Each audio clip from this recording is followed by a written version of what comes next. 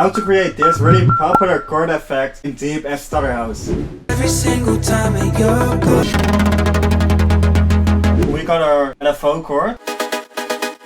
First thing we're gonna do is duplicate the serum. Get rid of the BPM, so we can move the rate freely. So around here is the 1/16th rhythm. Let's create an animation clip with it. Then we need to play around with the LFO. So the only thing that's important is to finish it on the 16th rhythm. So now we can move the LFO rate freely. So just really slow.